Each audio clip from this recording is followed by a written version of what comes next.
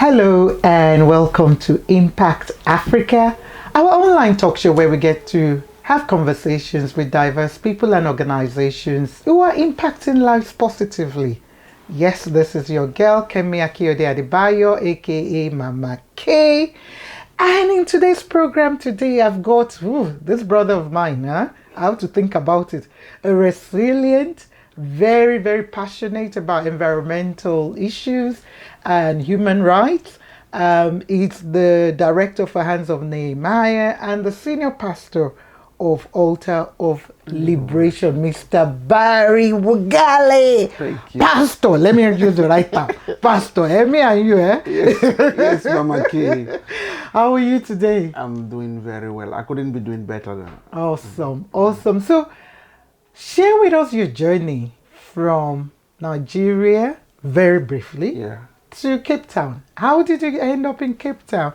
And who is Pastor Barry? Thank you for having me on Impact Africa, and then thank you for all the good works that Bold Move has been doing. We've been following, and I think you need to be celebrated more than some of us. Thank you.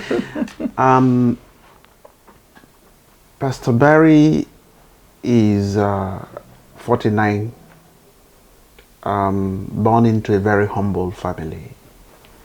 A working class family. My dad was a civil servant, a fisherman. My mom was a trader and braid hairs.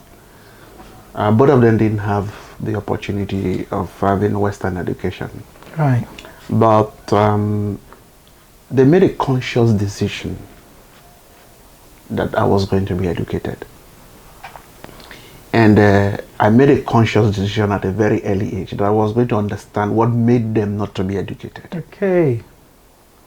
So I began to dig deep. And so I got interested in politics or societal formation as early as 12. Wow.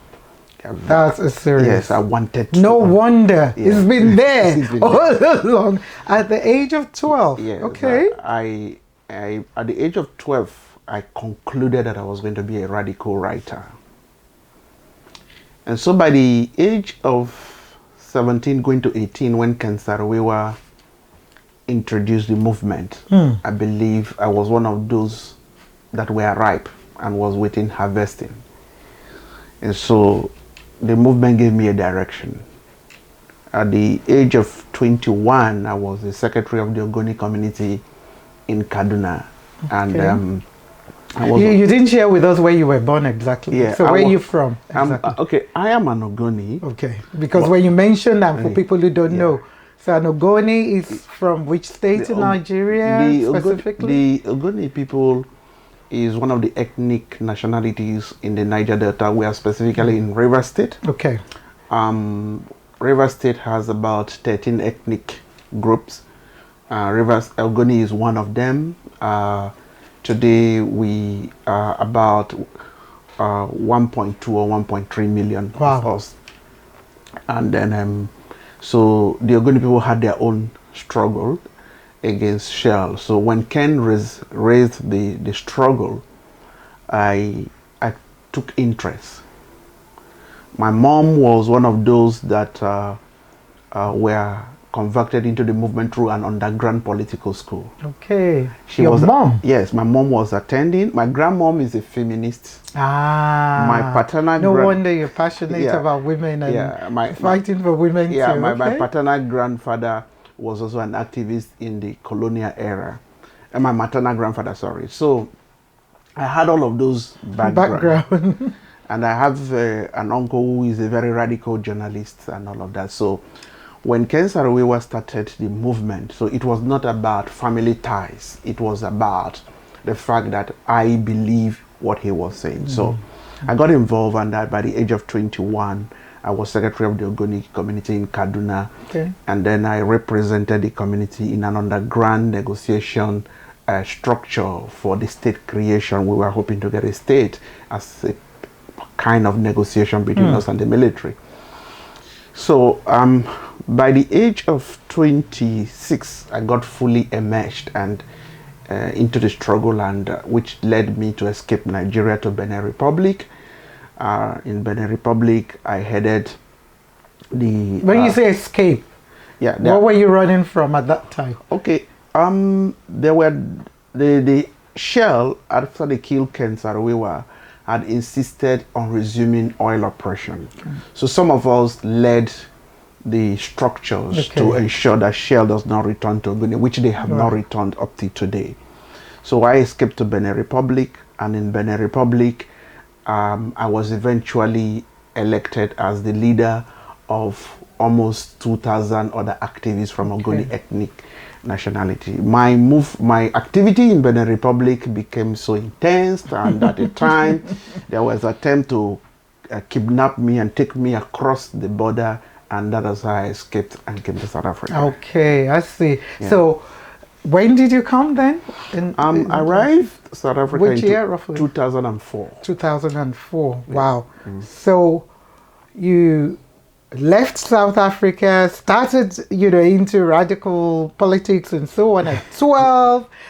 Do you have siblings? I do. Okay, so what position are you? I'm the first. Oh, you're the firstborn. Out of how many? Out of 6. Out of 6. Wow. Okay. And they are very, very unfortunate to have their eldest brother condemned to activism. That meant that they have not enjoyed me as an elder brother. It's a very painful thing that I've not lived up to certain responsibilities, considering the way African families run and operate. So that has been part of the sacrifice. I can imagine. So obviously, did you find out about your parents before we come to Cape Town? Did you find out about why your parents didn't want to educate? Because you said, yeah. So, or for you now, what's your background in terms of education? Okay, starting with the issue of my parents, I realized that although they would explain that their parents were either poor or their parents, there was this condition, but with hindsight and with what I know now, there were no social structures. Right. Which contrast with the enormous resources in the Niger Delta. And so I concluded to myself that their life would have been better. My mom, just in passing, was the personal hairstylist or the mother of Peter Rufai. Oh, okay. Yeah, and at the time, the mother of Peter Rufai wanted to take her overseas. Now, the only reason why she wouldn't go was that she said she wouldn't be able to deal with the Western world. You understand? She I got you. Yeah, now. So she felt she concluded, no, I'm not going to do it. Whenever you come, I'll do it. Okay. So, and that is the kind of limitations that I looked around and all of that. So I concluded that their problem was more about the fact that the Niger Delta was a conquered region within the Federation. Okay. Then, in terms of myself and my own personal education, I studied environmental education and development practice here in South Africa. I studied journalism. I studied creative writing. Wow. Actually, I combined creative writing and journalism together, even if they were different subjects. And then I studied international environmental law, and I did Christian education. So all round in terms of what you're doing with your work, that means we're an all-rounder. So let me now go back to you wearing the hat as a pastor. When did you get your calling, and how do you juggle the two, being a pastor and an activist? First, that question presupposes that a pastor is not supposed to be an activist or an activist. Well, I don't know. I'm just saying. No, that is what it presupposes. Well, I got called in 1997. Okay. I started understudying my senior in In 1997, that was in Nigeria. In Nigeria. Because you came here in 2004. Yes. Okay. So I was in Nigeria. I understudied my pastor. I got born again in a church called the Ascension Apostolic Church. Okay. It is an indigenous apostolic church that has so much root in the Rivers area. So I understudied my regional pastor, but while I was there, I was attending all the underground meetings. I didn't get born again and forgot the issues. It never happened. So I was part of a structure called prayer strike. So we were praying.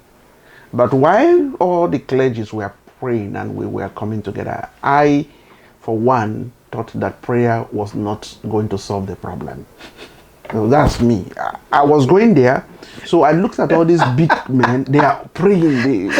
And I'm asking myself, but the issue we have to deal with is not prayer. Okay. So for me, when the younger people are going to go on the field to organize protests, so I will be there. And then when they want to pray, I will also be there. So you were like, yes, okay. I was going out. So then, until it became unsafe, and I had to go to Benin Republic. Now, when I got there, then I saw how God orchestrated it. By the time I got there, now, so God showed himself to you. Yeah. That this is possible. When I was in Port Harcourt, I concluded that the prayer was not needed. But when I arrived Benin, I said, then we need this prayer. So, because we were having a huge challenge. We were not being protected. We were very vulnerable. And our women were the most vulnerable, and we were in a country that at the time had tilted totally to the position of Nigeria. So we could be deported. Anything could happen. Our people were being thrown in jail at random. So I had to start a fellowship to tell them, look, so you went back to God. Don't pray. We have this big problem. Yes. No, I would not say that. I've never been away from him. But I know what you mean. But said, now you now know you need it. You can't it. do this on your own. Do this on our own. Then I saw the enormous weight. And so that is how I coordinated. And to God be the glory, I then inspired the thinking that we must play an active role. Then, in the process of praying, I then got into more studies to then look at the Bible and I say, okay, let me look at this Bible as a manual of activism and national liberation. Because to go to meet these activists on a daily basis and pray with them, you must preach a message that is relevant to their situation. So that is how I then started digging and researching, and then began to embrace radical theology, liberation theology, developmental theology. And then when I embraced it, I concluded to myself, I said, this is what Africa needs. So I said, okay, I have to develop it more and more. Okay, we'll stop there and we'll be right back.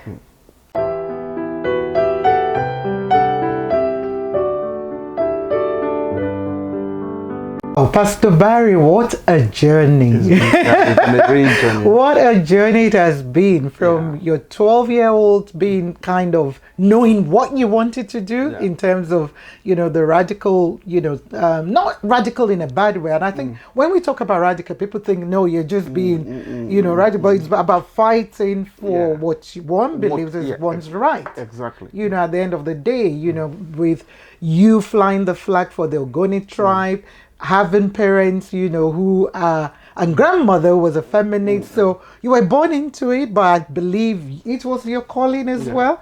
And with being a pastor, and then I ended up in South Africa. So now let me come back to South Africa, now. I know you've been involved with community groups and you run the your church called the Altar of Liberation. Altar of Liberation. And you're an author as well. Yes. So you're an author, you've written some books, and you write, and you're a sustainable development consultant. So there's a lot, in there that, you're into and what you do.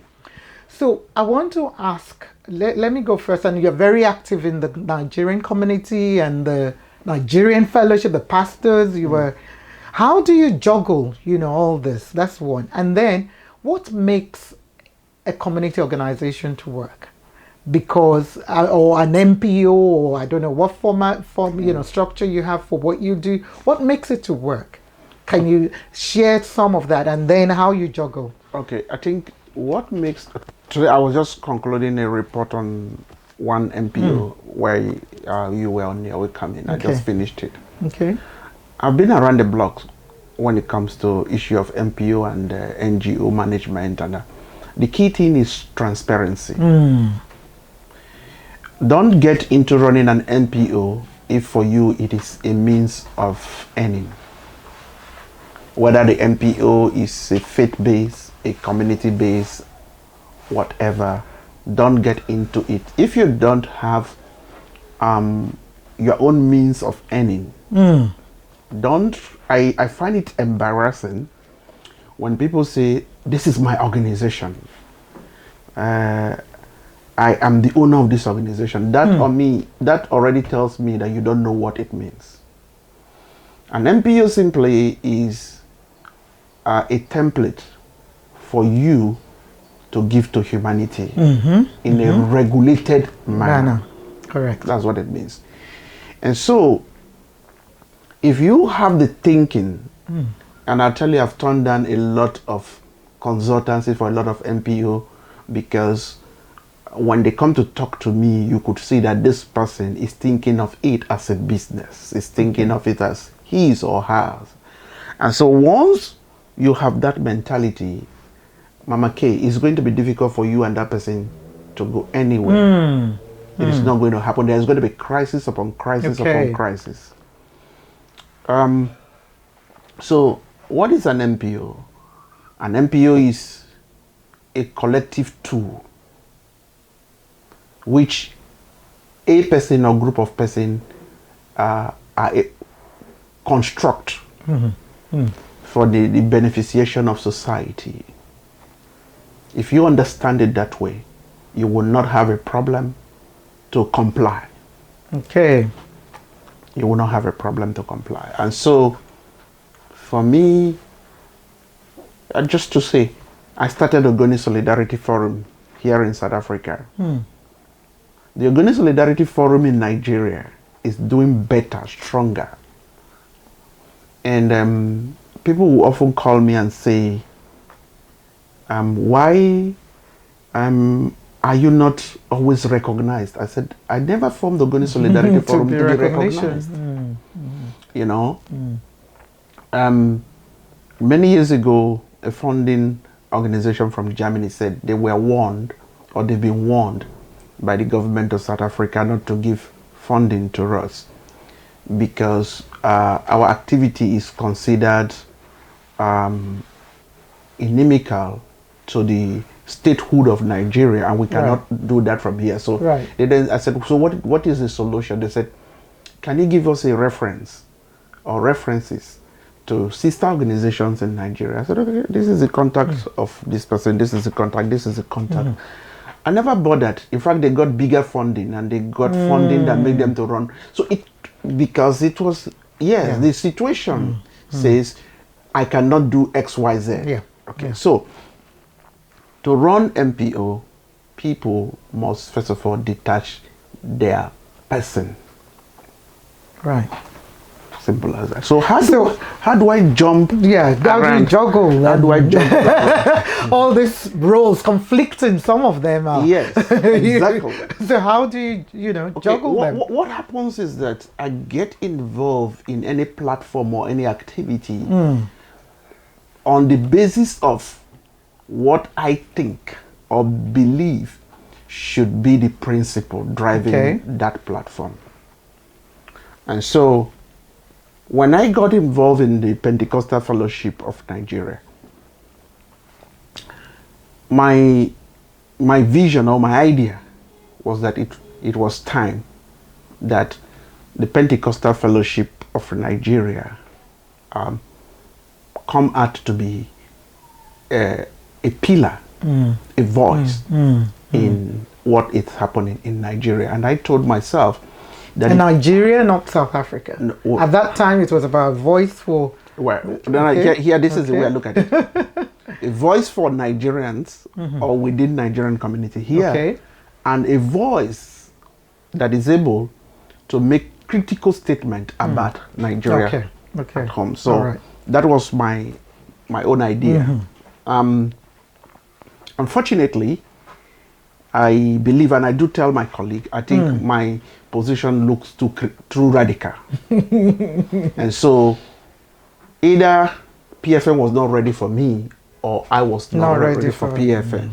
So that is it. But all the same, I see PFN like I saw when I was a young man as a prayer platform. So it is not a place that is ready to accommodate, incubate the kind of radical ideologies that I represent. So that's one. Nigerian community, it has always been my idea since 2008. In fact, the Nigerian Community Forum that became Nigerian Union Western Cape, the founding document and the discussion that led to it first held in my office in Salt River. And I jumped onto it because at the time there was a xenophobic attack, and the idea was that we should protect ourselves legitimately by raising the voice that the attack was not good. And so for me, I thought it was community activism. And my position has always been community organization should not be angled or ancillary to the consular. Now the reason for that is, and this is to answer the question, how do we build a strong movement? Consular officers and ambassadors are political appointees. They come and they go. They are voices of government, and whichever way you like it, intergovernment relationship goes beyond citizens' diplomacy. And so if we cannot, and we know our system of government back home, it is not the best of system for social welfare. So what do we do for ourselves? And beyond what we do for ourselves, how do we hold them accountable? Because here is another country, so that they can be our voice to the government.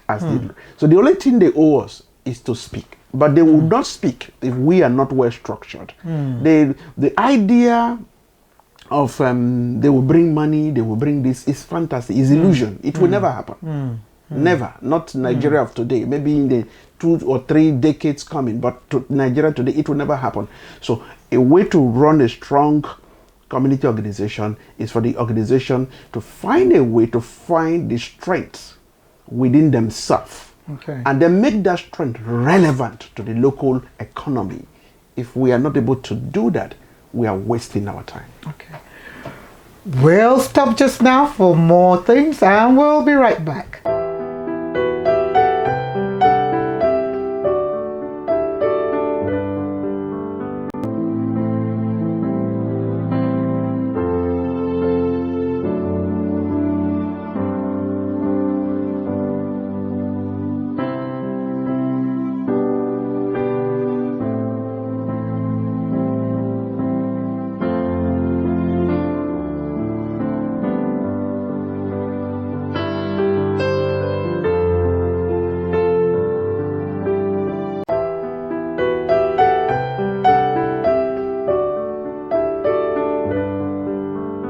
Before the break, we were talking about, in terms of community groups and how to make them stronger, to be a platform and a voice, for its people. And thank you for all the tips, you gave there. Now, let me come back to one of the things you mentioned, which is, I know we don't have time to dig deeper, but we're going to touch on it just really, on the surface in a way. On xenophobia, you mentioned, there earlier on.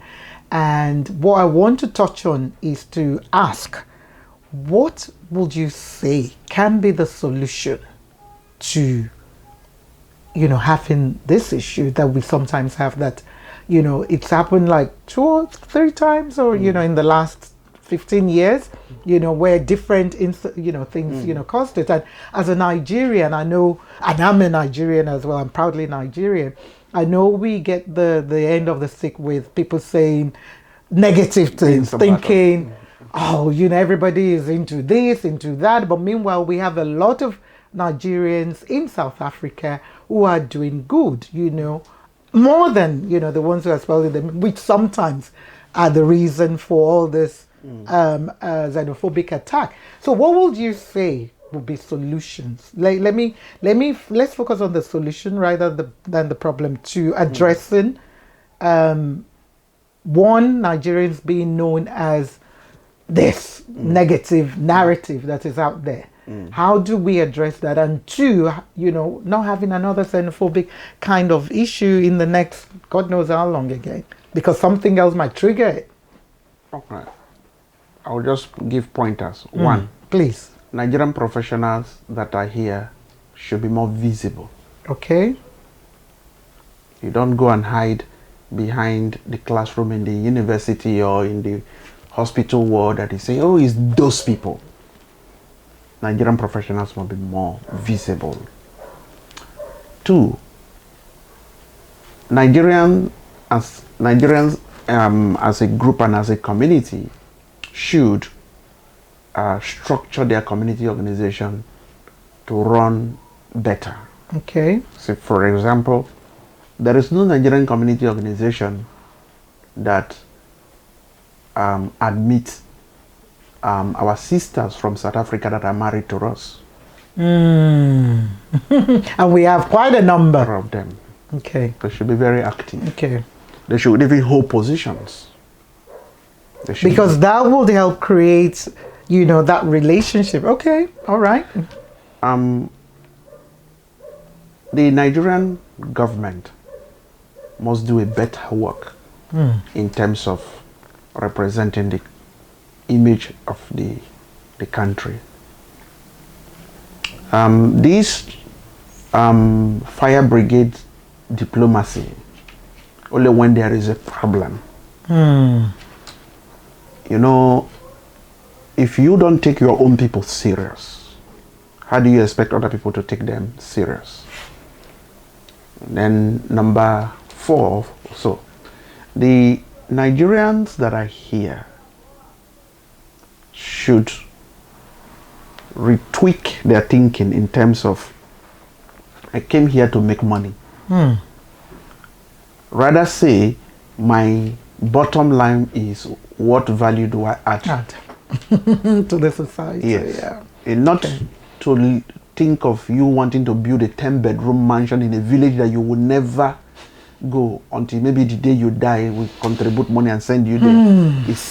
It doesn't make sense. And our pockets of achievement in terms of the value, you are doing a marvelous work, a whole lot of people are doing a marvelous work.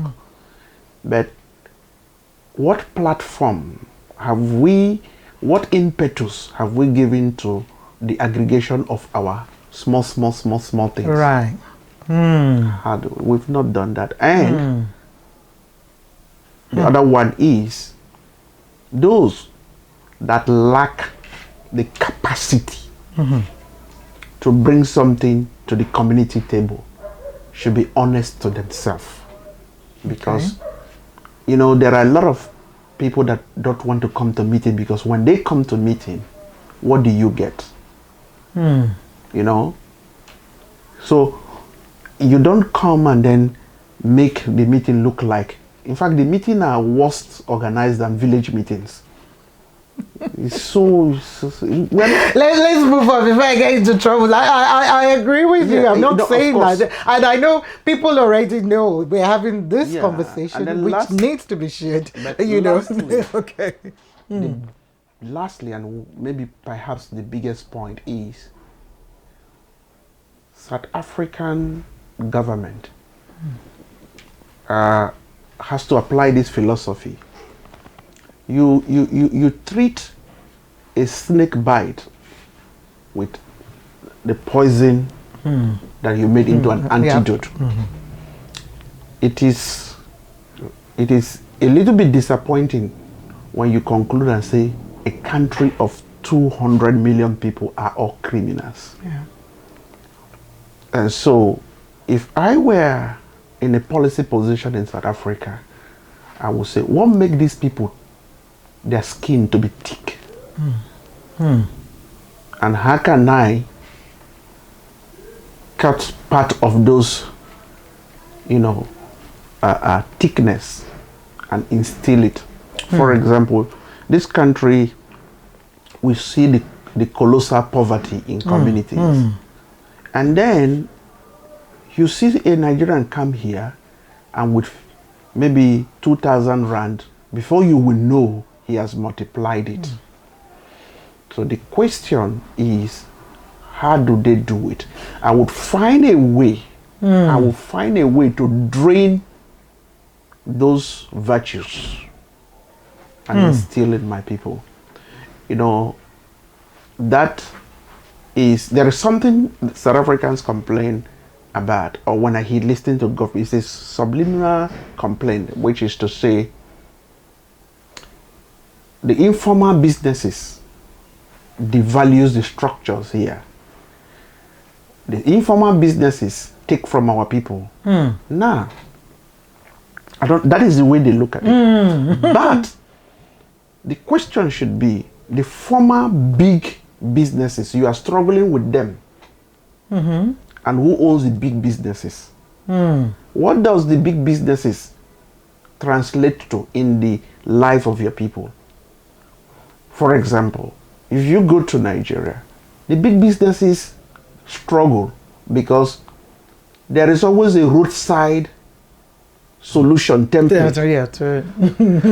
So for the African, is it the glamorous structure that we want? I believe that this place should be organized and structured, but I think people should have a way of putting something in their pocket without being dependent on people. So those are the things that if I'm in policy position, I will commission people to study and extract that and mesh it with the Ubuntu culture, mesh it with the township economy, and make my people to be more competitive. If the citizens are competing and getting their own share, they will see the foreigner more as a partner than a problem. Deep thoughts, deep ones.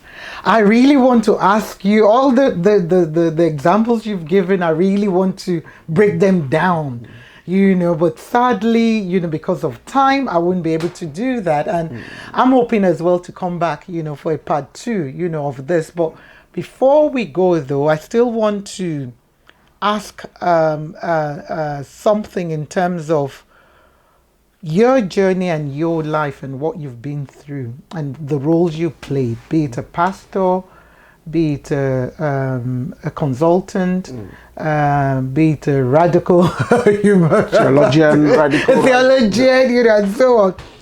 What are the key lessons, life lessons, for that you want to share for anyone that might be useful?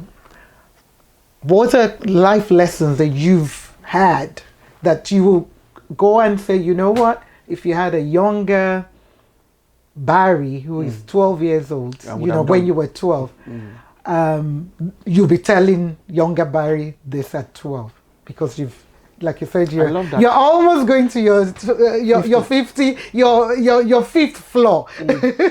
I love that. What will I tell the younger Barry? If there was a younger Barry calling maybe Barry Junior, my son. People like to call their sons Junior these days. Like they want to clone the young man. I have a Junior as well, but he doesn't like being called Junior. Yeah, don't, because it's like you're trying to clone him. It's not good. I disagree with that, but for the purpose of this, let's get going. So, number one, I would tell him that no matter the level you find yourself, you will always have a struggle. Everybody, it doesn't matter how you look at it, everybody has a struggle. Number two,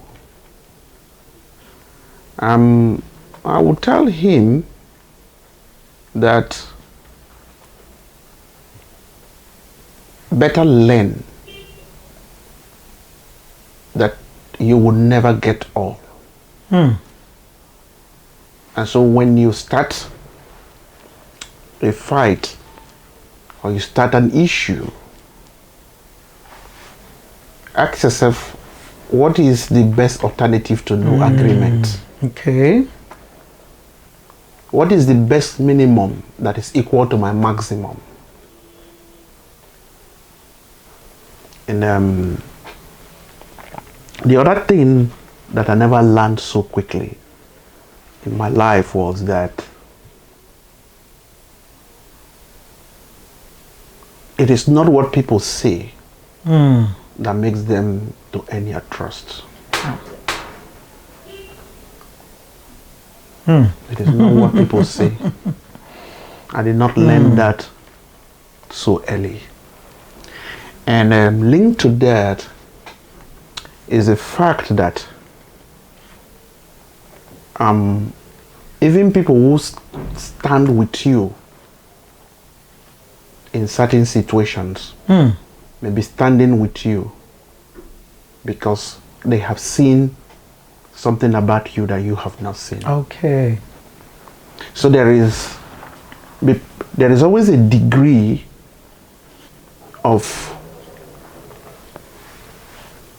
unconscious exploitation that happens around you. There's always a degree. I had a friend that we were friends in the struggle for a long time. And so it took me years. And it was a statement that he made one day. I wept. He said to me and my wife that, you know, it is very easy to cheat both of you.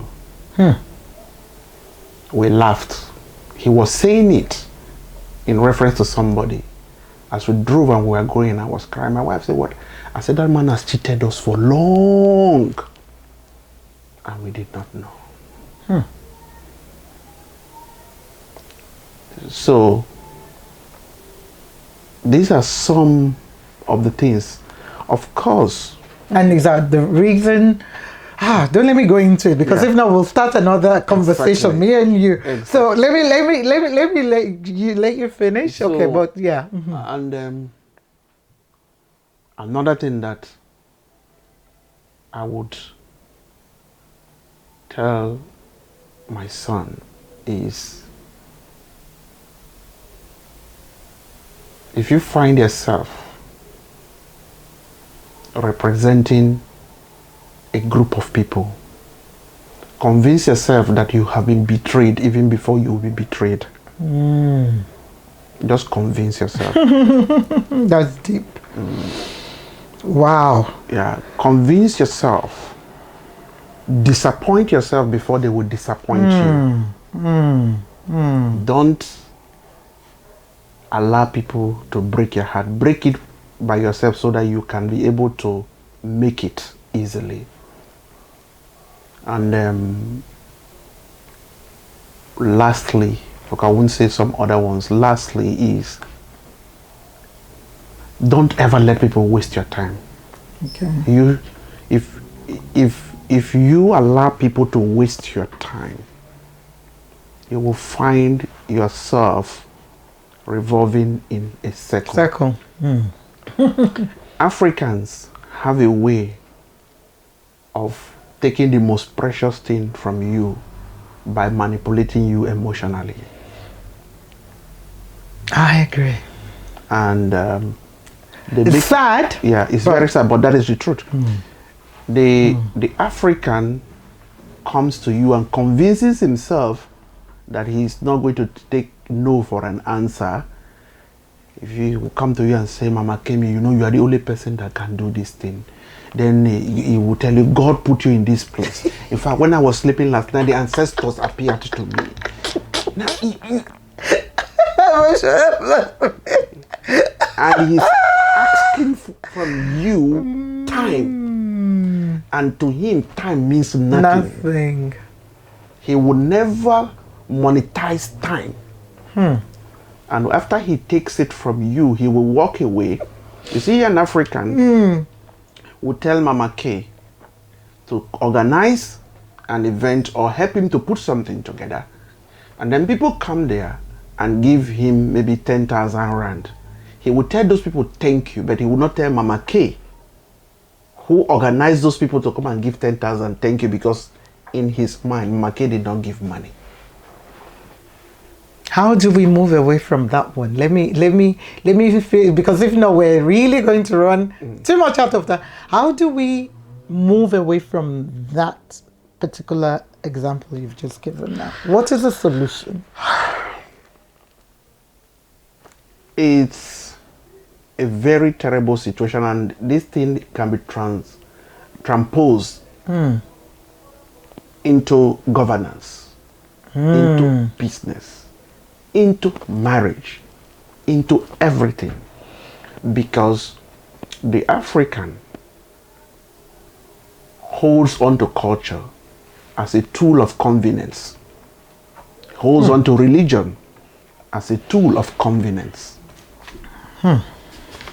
And sometimes we throw away our faculty that responds to logic.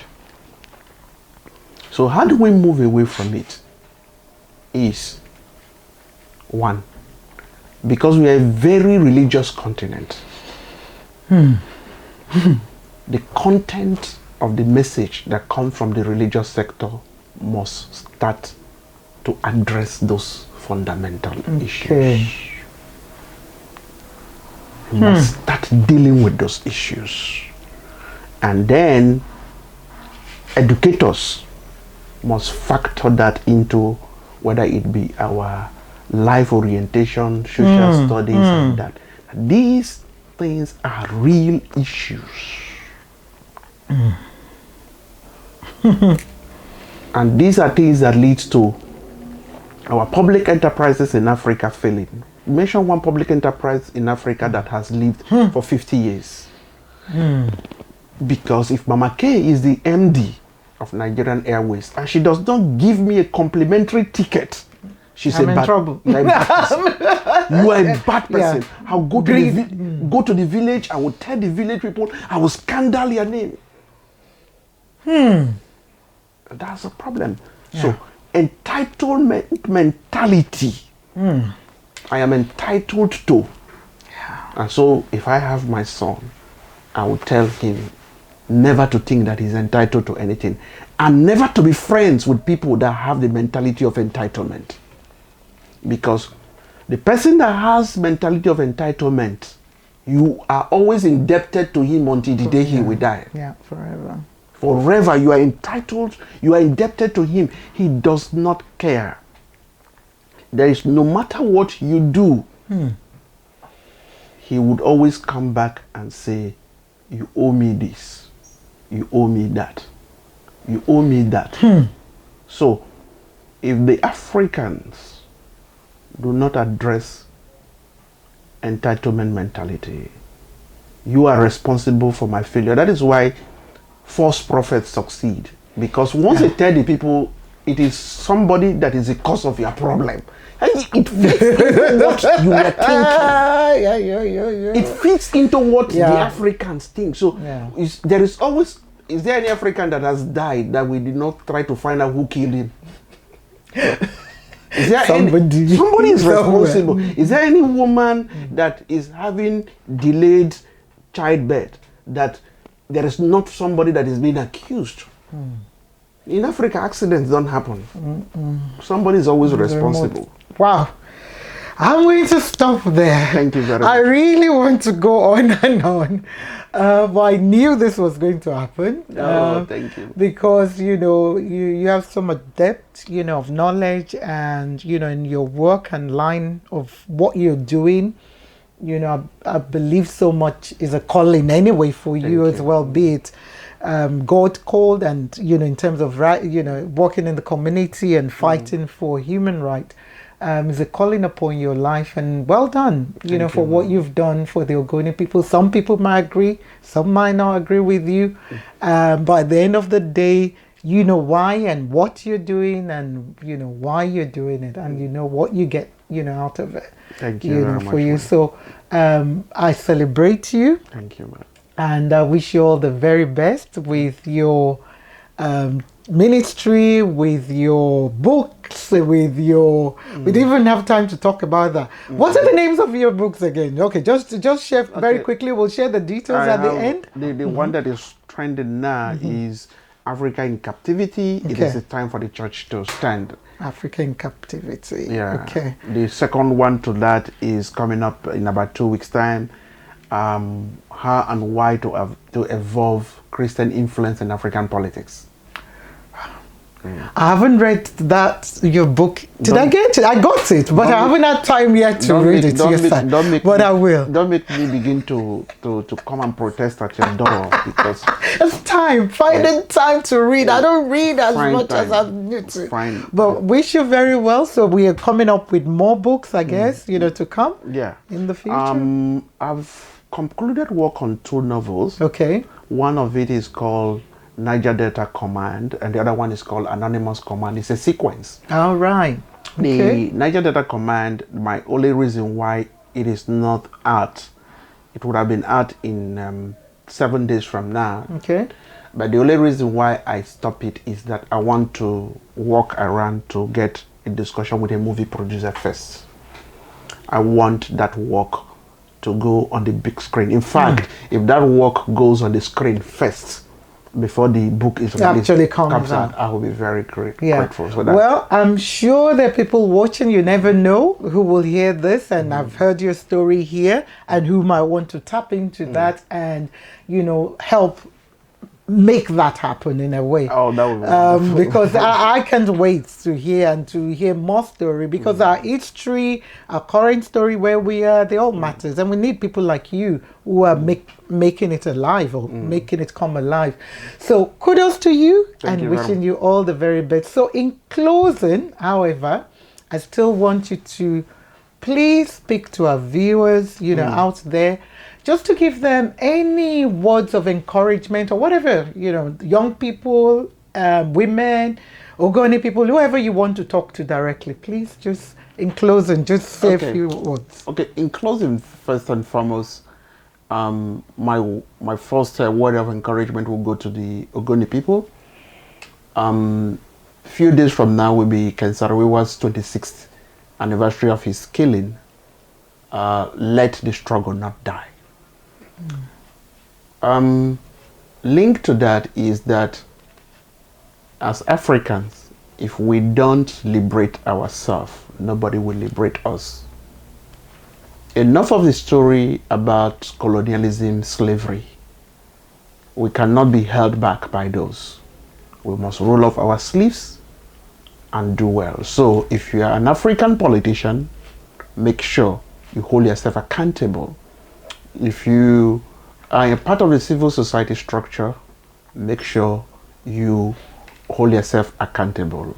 If you are a religious leader, hold yourself accountable. It is what we do that we will be remembered for, not what we amassed in terms of wealth. Thank you very much. Wow, that was straight to the point. Hold yourself accountable. And it's simple and it's doable. Whatever area of work, that you do. So I can try and recap all this, but there's just so much in there. I'm going to leave it to our viewers to start and replay and, but for me, it's been a pleasure. It's been an honor, to be here, like I said, and I look forward to part 2, because there's more. I want to hear more, some of what we didn't talk about. And Yeah. some of what you shared, and I couldn't go into it deeper. So I'm hoping, I'll the be here. next one. So would you invite us back? You'll be fine with us coming back? Mama K, you would have to call me as my elder sister. I won't say no. I give you my word. I won't say no. Okay. I'm saying it on this. I won't say no. So if you call me and I say no, you can just play it back and say, this pastor lied. And we know what Pastor Barry lied. Oh, thank you. Thank you for your time. Yeah. Well, guys, that's all we've got time for today on Impact Africa. It's been an awesome time having this conversation. Pastor Barry sharing his story, giving tips, giving lessons. For me, it's more of the tips that he gave that's been really powerful, in here. And I look forward to how we can get those lessons, more out there, for us to benefit from. So till next time, this is Mama K, and according to Pastor Barry, hold yourself accountable. Whoever we are. God bless you. Stay safe. Stay blessed. Love you all.